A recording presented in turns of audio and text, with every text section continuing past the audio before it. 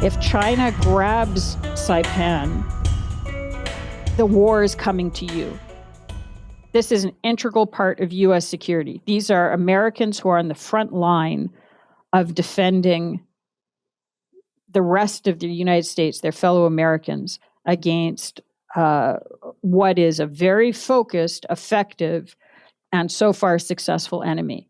I mean, we have the political warfare stuff is off the charts. You have companies circling CNMI now that have links to very key parts of Chinese companies whose names you will have heard of, who are trying to set up in CNMI. Other companies are trying to get the assets of the casino. The U.S. is looking at expanding DoD facilities there, and recently their discussions with the public were disrupted by Marianas for Palestine.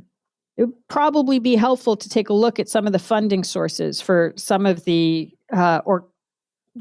this is across the board requires investigation. What tends to happen is legitimate concerns get funding and inflamed by malign actors who then use it to their own advantage. And we're seeing that in spades happening on U.S. territory to U.S. citizens who are standing on the front line of any Asian aggression.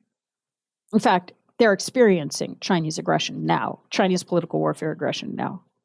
People are scared. My friends in Saipan,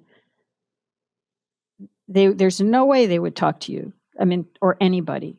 They're worried for their lives, their children. Obviously they're not going to get a job, but just, there have been a rash of very unusual suicides, whether they're just suicides or not. The impression is people are getting knocked off. And just that fear is making it so that people are going to ground. And the locals who are concerned will not talk to people locally. You need to have people coming in from the outside at a very high level for them to feel secure enough to be able to talk to them. Like, if this was happening in one of the contiguous U.S. states, like New York, right? Like, people like suddenly committing, quote, suicide, or like the governor dies suddenly, like that, there would be so much attention on this issue, right? It'd be crazy. Like, the media would be all over it. And yet this is happening in a place that, the same thing, but like in a pretty remote, well, it's not that remote, but it's far from New York. It's not remote. It's a 4-hour flight from Tokyo, Taipei, Seoul. This is the thing from a Asian perspective, it's right there, right? And which is why it's why it's such an important part of the United States. And I can't, they feel like, and they'll consistently say, we feel like America's stepchild. We feel like they don't feel like the U.S. takes them as a contiguous, as a part of the United States, as Americans. I don't know how many times I have to say it, but an American governor just died in office, and there is no coverage. There's no New York Times coverage. There's no Washington Post coverage. There's no coverage. And so no wonder they feel abandoned or left alone. Meanwhile, if there's a hit on Taiwan, they're the first that's going to go. I mean, we know they're going to hit Guam, and they'll probably hit Guam via CNMI. There's concern about, will Guam be hit by a missile?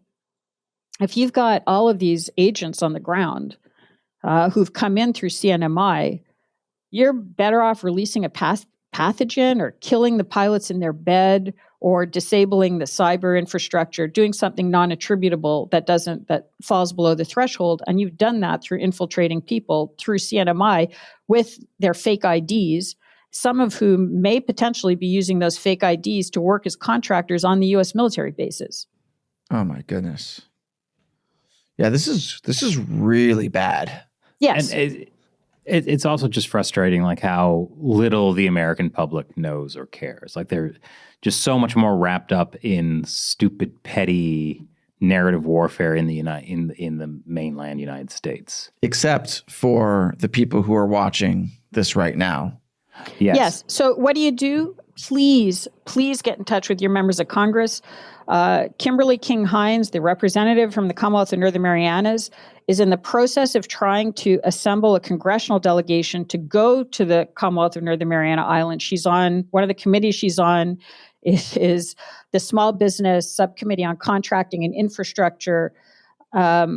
She is going to, and she said this, she's going to bring them out to CNMI to have them understand the special circumstances of CNMI, which means get backing from other members of Congress to open up CNMI to more Chinese access.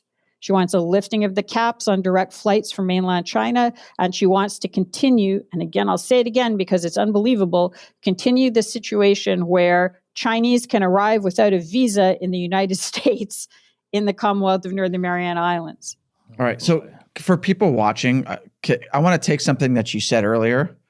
You said release the Saipan files. Yes.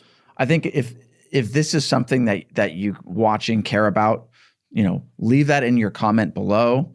Tell people that you know in the media. Tweet it. Tweet it to the FBI.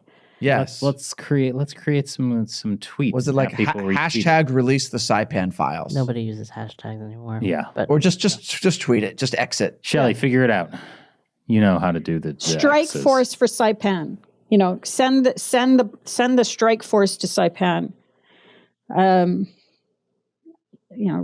release the Saipan files and send strike force to Saipan. Urgent. It's moving very, very fast on the ground there. Whatever happened, that opportunity is being seized. The U.S. military is going to have a very increasingly hard time operating, and the money flows are going to start coming back in. These opaque money flows. And again, why can Chinese citizens arrive in the U.S. without a visa? So what happens after they're in the U.S. then? They're not supposed to leave the Commonwealth of Northern Mariana Islands, but at least in the hundreds, and this is at least and likely much more, they're illegally going on by boat to Guam, where they have much freer movement, and they're also buying, and this has also been confirmed through court cases, U.S. identification. Thank you for watching. I urge you to reach out to your elected officials and the media and tell them to investigate Chinese influence in the U.S. territory of Saipan. And if you want to dig deeper, I invite you to watch the entire hour-long podcast. Go to ChinaUncensored.tv, and I'll see you there.